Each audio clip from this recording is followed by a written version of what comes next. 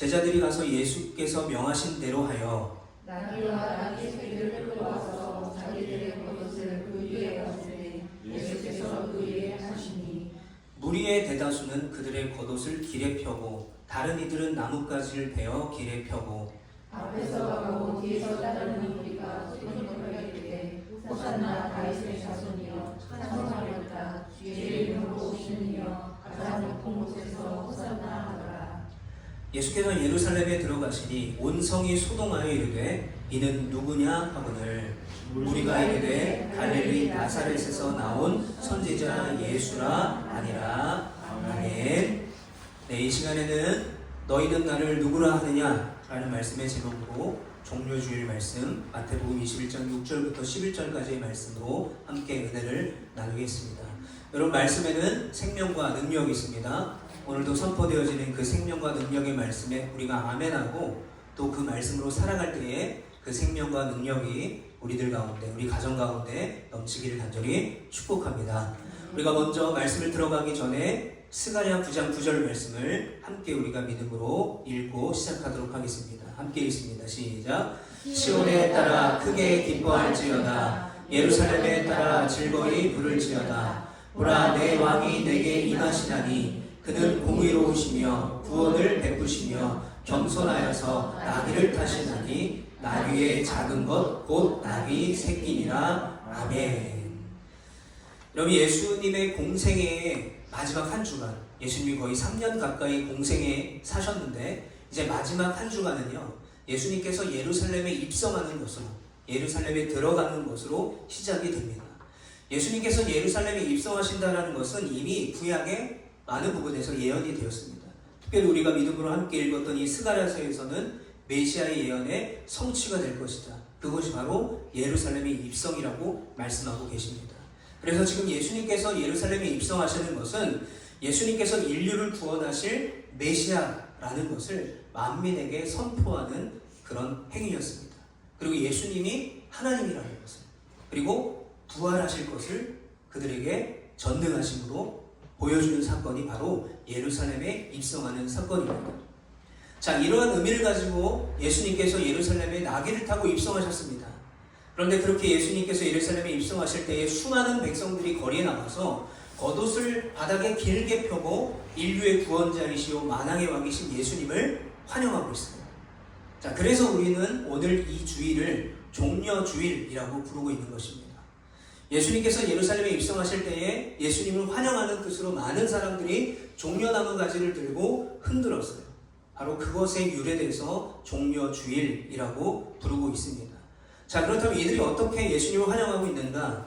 우리 오늘 본문 9절 말씀을 함께 같이 읽어보겠습니다. 시작. 앞에서 가고 뒤에서 따르는 무리가 소리 높여 이르되 호산나 다윗의 자손이여 찬송하리로다. 주의 이름으로 오시는 이여 가장 높은 곳에서 호산나 하더라. 아멘. 자, 호산나 다윗의 자손이여 라고 외치면서 예루살렘에 입성하시는 예수님을 환영하고 있습니다. 여러분, 여기서 호산나라는 뜻은요, 이제 구원하소서라는 뜻을 가지고 있습니다. 이제 구원하소서. 자, 이 당시에 유대인들은 급할 때, 시간이 없을 때, 그런데 기도해야 될 때 호산나라는 기도를 많이 했다고 합니다. 짧은 시간에 주님 나를 구원하소서, 주님 이 어려움으로부터 나를 구원하소서, 주님 이 위기로부터 나를 구원하소서 라고 하는 호산나라는 말을 기도에 많이 사용했다고 합니다. 시편 118편 25절부터 26절의 말씀에 보면 여호와여 구하옵나니 이제 구원하소서, 여호와여 우리가 구하옵나니 이제 형통하게 하소서, 여호와의 이름으로 오시는 자가 복이 있으며 우리가 여호와 앞에서 너희를 축복하였도다.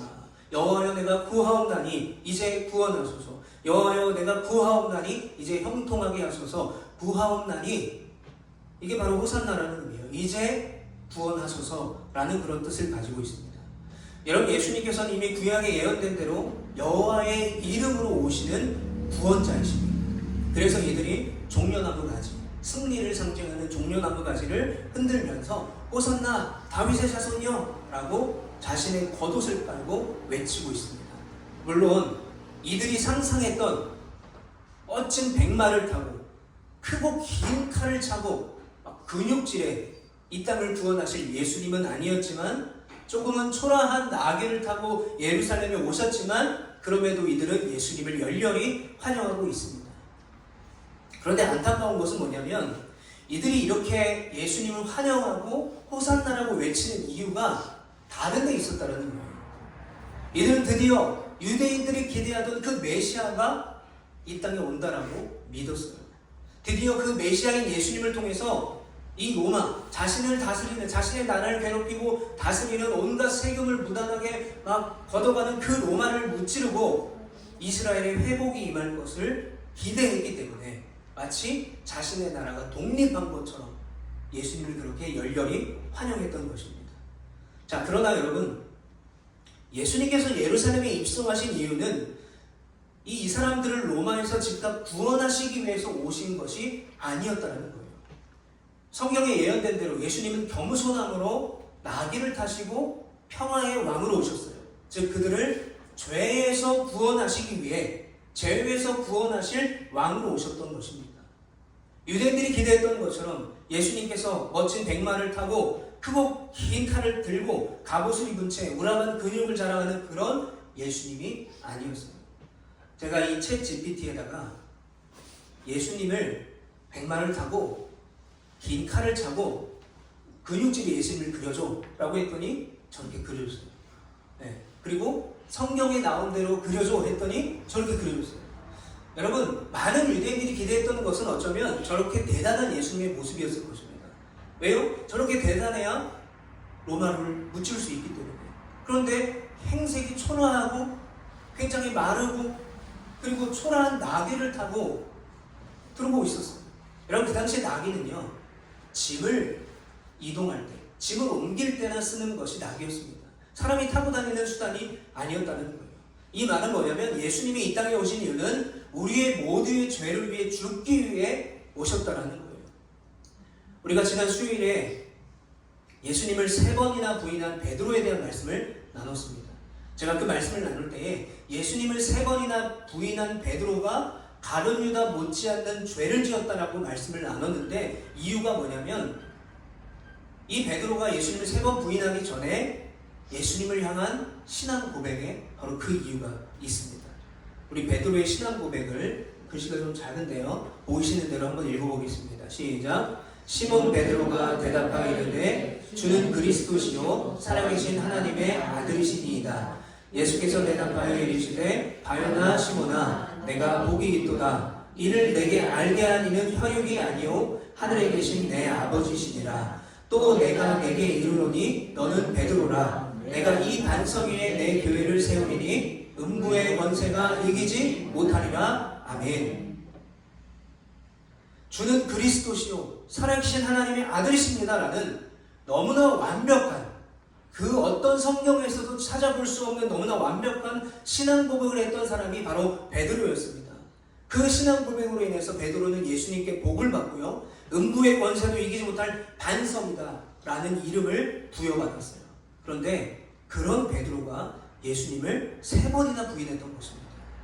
그리고 3번째 부인할 때는요, 예수님에 대해서 이렇게까지 말하고 있습니다. 조금 후에 곁에 섰던 사람들이 나와 베드로에게 이르되 너도 진실로 그 도당이라. 내 말소리가 너를 표명한다 하거늘 그가 저주하며 맹세하며 이르되 나는 그 사람을 알지 못하노라 하니 곧 닭이 울더라. 예수님께 내가 죽을지언정 내가 끝까지 예수님과 함께 하겠습니다라고 큰소리쳤던 베드로가 예수님께서 잡혀가실 때에 뭐라도 하고 싶어서 나는 다른 제자와는 뭔가 다르다라는 것을 보여주기 위해서 대제사장의 뜰까지 쫓아가요. 거기서 만난 말고 한 종의 귀를 베드로가 칼로 잘라버립니다. 자신은 의로운 일을 했다고 생각했지만 예수님은 오히려 베드로를 책망하세요. 칼로 응한 자는 칼로 망할 것이다. 그리고 그 장면을 지켜보았던 말고의 친척에게 바로 이 3번째 고발을 당하게 되는 거예요. 결국 예수님을 저주까지 하며 그리고 모른다고 맹세까지 하면서 예수님을 3번이나 베드로는 부인하게 됩니다.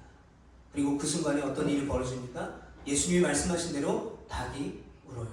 그리고 베드로는 그 순간에 예수님이 하신 말씀이 생각나서 밖에 뛰쳐나가서 통곡하게 됩니다.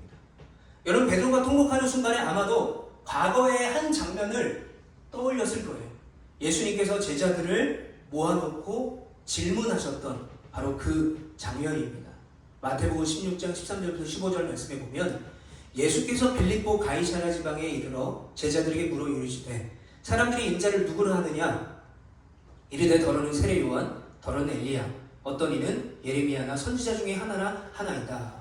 마지막 15절 우리 노란색으로 색칠되어 있는 부분 함께 읽어보겠습니다. 시작. 이르시되 너희는 나를 누구라 하느냐? 아마도 베드로는 이 장면이 떠올랐을 거예요. 다른 사람들은 나를 세례 요한이다, 엘리야다, 예레미야다, 선지자다 라고 하는데 그렇다면 너희는 나를 누구라고 생각하느냐라고 묻고 계신 거예요. 그럼 왜 예수님이 제자들에게 이 질문을 하고 계실까요? 많은 사람들은 대부분 예수님을 주요, 그리스도시요, 살아계신 하나님의 아들이 아니라 예전에 유명했던 한 선지자들이라고 생각했기 때문에 제자들은 그래도 뭔가 다를 것이라고 기대하셨기 때문에 이 질문을 하셨던 거예요. 그러니까 이 질문의 뜻은 이런 것입니다. 다른 사람들은 정작 나에 대해서 잘 모르지만 너희만큼은 나를 누구라고 생각하느냐? 너희만큼은 3년 동안 나에게 말씀을 듣고 내 기적을 보았던 너희는 나를 누구라고 하느냐? 라고 질문하고 계셨던 거예요. 그때 베드로가 뭐라고 했어요? 주는 그리스도시요 살아계신 하나님의 아들이십니다. 예수님께서 듣고 싶었던 너무나 완벽한 신앙 고백을 베드로가 했던 거예요.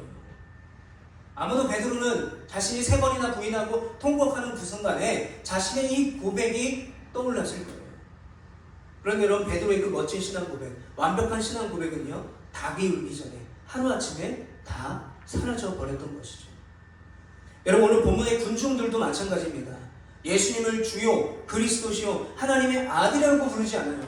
오늘 본문에 뭐라고 부르고 있습니까? 다윗의 자손이요.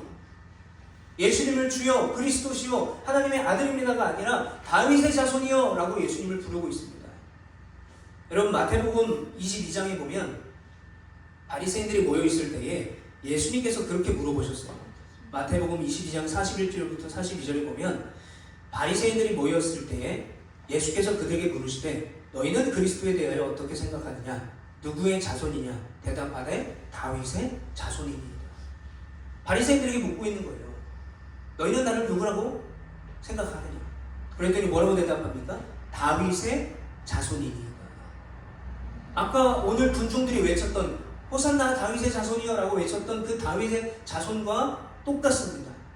여러분, 이 당시에 메시아가 다윗의 자손이다라는 것은 상식적인 지식이었습니다.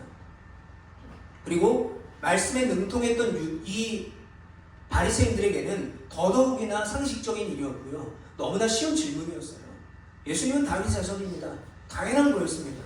그런데 왜 예수님께서 이렇게 질문하고 계십니까? 예수님의 질문은 의도가 그것이 전부가 아니었기 때문에 그래요. 바리새인의 대답을 듣고 예수님께서 이렇게 물어보세요. 아, 그래? 그리스도가 예수의 자손, 다윗의 자손이야? 자, 그렇다면 다윗이 자기의 자손인 그리스도를 로드, 주라고 불렀는데 어떻게 선조와 후손인 그리스도를 주인이라고 부를 수 있겠느냐라고 말씀하세요.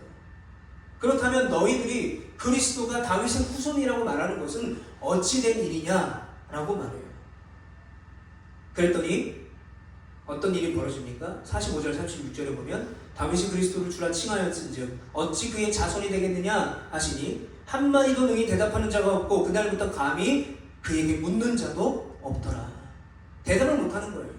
예수님의 그 질문 앞에 아무도 대답을 하지 못합니다. 여러분, 그렇다면 예수님께서 그들에게 질문하신 것에 이런 깊은 뜻이 있는 것입니다. 너희들이 알고 있듯이 메시아는 다윗의 후손이 맞아. 그러나 그 고백만으로는 부족해 라고 말씀하고 계신 것입니다. 여러분, 그렇습니다. 예수님은 성경에 예언된 대로 다윗의 자손이 맞습니다. 그러나 예수님은 다윗의 자손인 동시에 예수님은 하나님의 아들이시고 주와 그리스도가 되신 분이라는 거예요.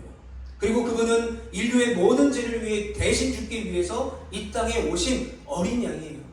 그래서 세례 요한이 예수님을 보고 보라, 세상의 죄를 지고 가는 어린 양이로다. 우리 때문에 대신 죽는 희생 제물이 되신 어린 양으로 오신 거예요. 그리고 부활하신 유다의 사자가 되셨던 거죠.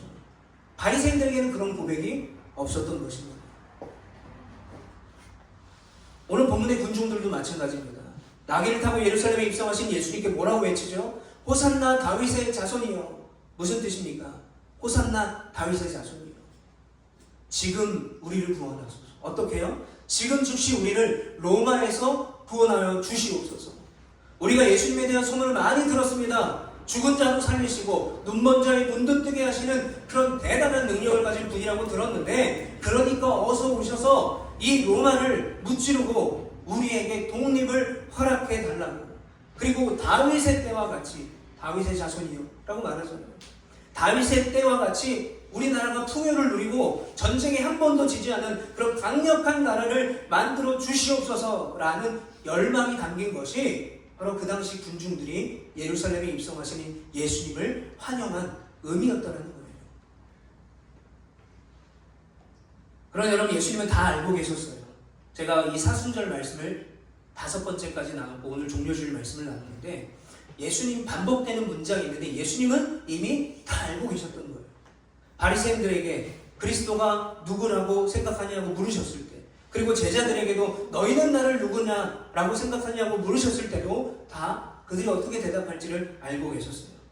그 수많은 군중들이 자신의 전부를 상징하는 그 겉옷을 바닥에 다 깔면서 종려나무 가지를 막 흔들면서 환영하지만 정작 예수님을 주요 그리스도시요 하나님의 아들로 보고 있지 않다는 것을 다 알고 계셨다는 거예요. 또한 가룟 유다는 예수님을 팔 것이고 사랑하는 내 제자, 내 수제자 베드로는 주는 그리스도시요 살아계신 하나님의 아들이라는 완벽한 신앙 고백을 했던 베드로도 예수님을 저주하며 부인할 것을 이미 다 알고 계셨어요. 그러나 여러분, 그런데도 예수님은 예수님의 그 사명의 잔, 그 십자가의 잔을 피하지 않으셨어요. 겟세마네 동산에서 땀이 피가 되도록 기도할 때 예수님이 어떻게 기도하셨습니까? 하나님의 뜻에 순종하기를, 하나님의 뜻에 예수님의 뜻을 맞추기를 그렇게 결단하고 기도하셨어요. 그리고 그 모든 사실을 다 아시면서도 사랑하는 제자들이 배반하고 내가 십자가에 달리면 다 도망갈 것이고, 그걸 다 아시면서도 묵묵히 나귀를 타시고 예루살렘에 들어가신 거예요. 여러분, 바로 그날이 오늘 지금 우리가 예배드리고 있는 이번 주일, 종료주일인 것입니다.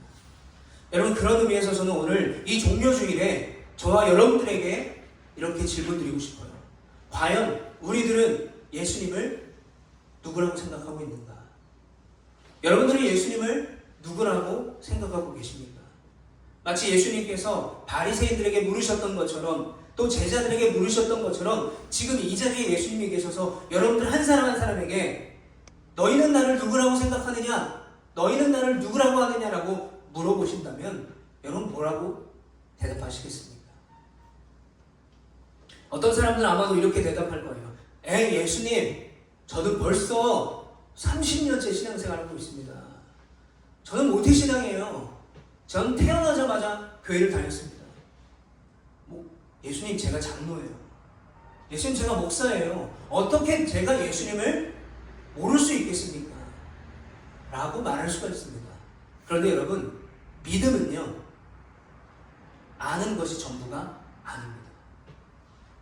여러분, 믿음에 대해서, 우리가 하나님에 대해서, 예수님에 대해서 학문적으로나 또는 아는 지식이 가득하다고, 또 우리가 성경을 몇 독씩 하고 많이 읽어서 지식이 많다고, 내가 신앙생활을 30년 이상 했다고, 또는 내가 어떤 직분을 가지고 있다고, 여러분 그것이 믿음이라고 단정짓기는 어렵다는 거예요.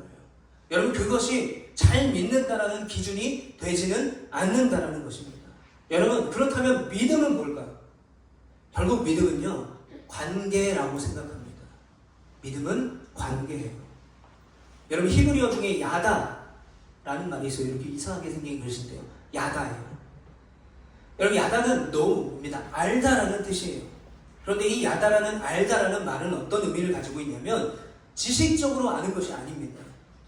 우리가 폭삭소가수다 요즘에 넷플릭스에서 많이 보셨잖아요. 박보검이랑 아이를 우리 다 알죠? 알잖아요. 어떻게 생겼는지, 또 어떤 드라마, 어떤 영화에 나왔는지, 또 어떤 노래를 불렀는지 다 알죠?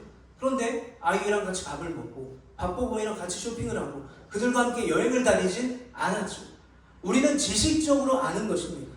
마찬가지예요. 이 야다라는 말은 온전한 관계, 인격적인 관계를 말하는 것입니다. 마치 부부 사이에 서로 아는 정도를 야다라고 표현해요. 즉 체험해서 아는 것, 인격적으로 깊은 애정을 갖는 것이 바로 야다입니다. 우리가 하나님을 믿는다고 했을 때 우리의 믿음은 이런 야다의 믿음이 돼야 된다는 거예요. 지식적으로 아는 것으로 그치는 것이 아니라 내가 예수님을 경험하고 예수님을 만나고 그 예수님과 동행함으로 그 예수님을 알아가는 것이 온전한 믿음이라고 여러분 믿으시길 축복합니다.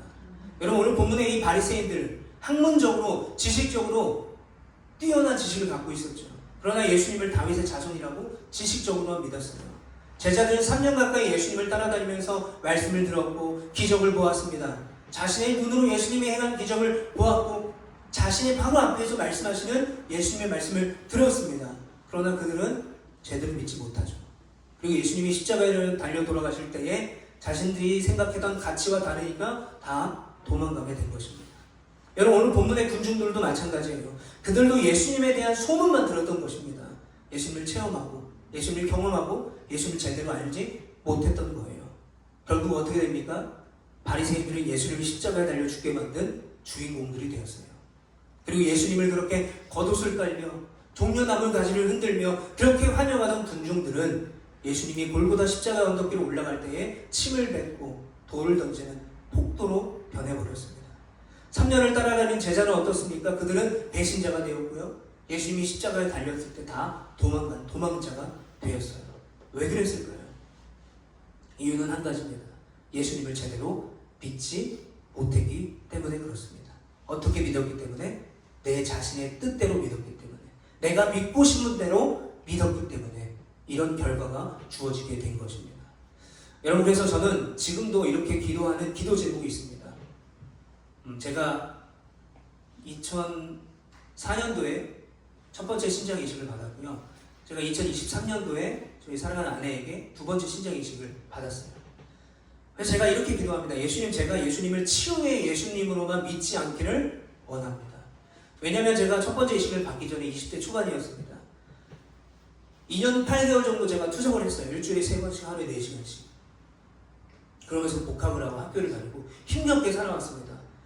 물론 그 전에 열심히 신앙생활을 했습니다. 찬양팀에서 베이스도 치고 찬양인도도 하고 열심히 했어요. 그런데 2년 8개월이 지나니까 저에게 어떤 생각이 들었냐면, 야, 이 정도 기도했는데 하나님이 이 고난에 응답하시지 않으신다면 어쩌면 하나님은 안 계신지 몰라.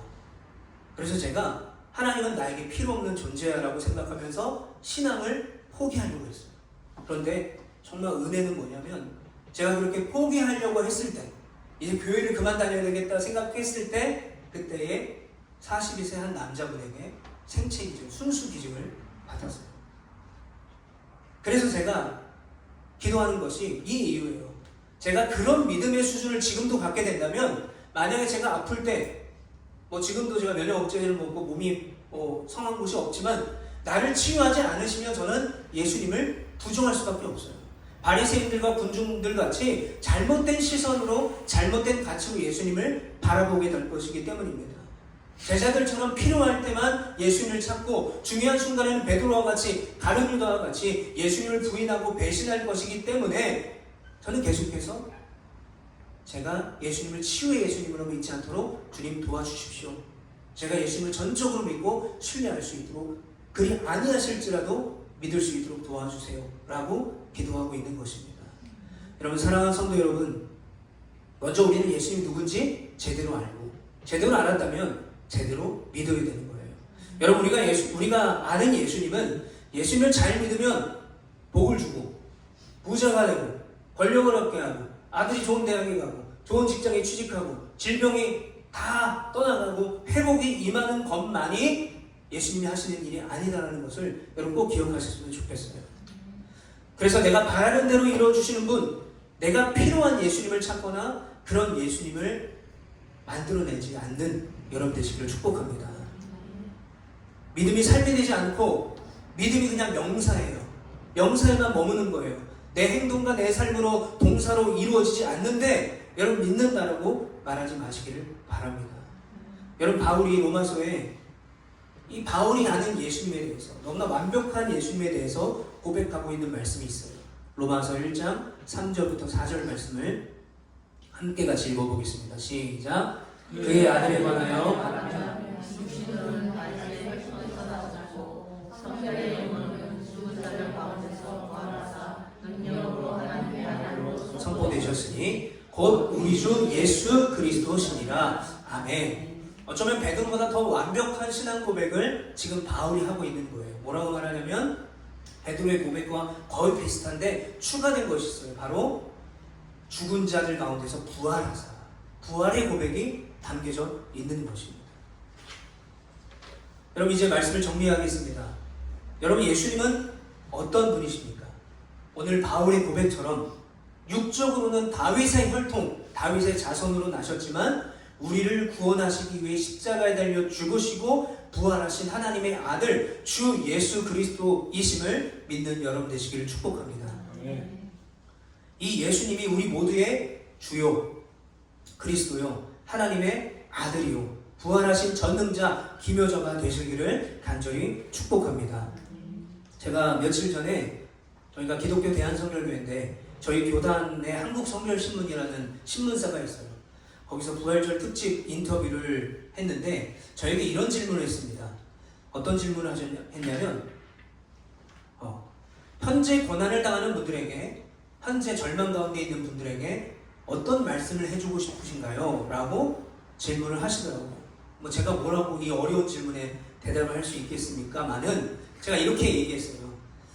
저는 제가 이식을 받을 수 있어서 예수님께 소망을 갖고 예수를 믿는 사람이 되지 않기를 기도하고 있습니다. 그래서 많은 사람들이 내 문제가 해결되어서 예수님에 대한 믿음과 소망을 갖는 것이 아니라 나를 구원하신 예수님을 믿는 그 제로의 믿음을 갖기를 바랍니다. 그러한 믿음이 있어야 그리 아니하실지라도 절망과 실패 가운데 있을지라도 믿음과 소망을 놓지 않게 될 것이기 때문입니다. 라고 말했습니다. 여러분, 그렇습니다.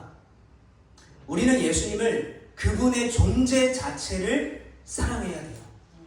나를 구원하신 예수 그리스도, 나의 주가 되시고 나의 그리스도가 되시고 살아계신 하나님의 아들이 되시며 부활의 소망이 되시는 그 주님 자체를 여러분 믿으시기를 축복합니다. 오늘 본문의 바리새인들, 오늘 우리가 나눴던 말씀의 바리새인들과 군중들과 예수님을 3년 동안 따라다녔지만 그렇게 생각했던 제자들과 같은 왜곡된 믿음을 갖지 않으시기를 바랍니다. 그리고 그 예수님을 사랑하시기를 바라요. 우리가 그 예수님을 그렇게 사랑할 때, 그리고 그 예수님을 우리가 닮아가고자 할 때에 나중에 예수님께서 백마 타고 영광의 왕으로 다시 오시는 그날에 우리는 그의 나라에 동참하게 될 것입니다. 여러분, 그런 귀한 은혜, 그리고 그렇게 예비된 귀한 축복을 우리가 함께 소망하며 함께 누릴 수 있는 우리 모두가 되기를 예수님의 이름으로 간절히 축복합니다. 기도하겠습니다. 우리 시간에 들은 말씀을 기억하면서 함께 같이 기도하기를 원합니다.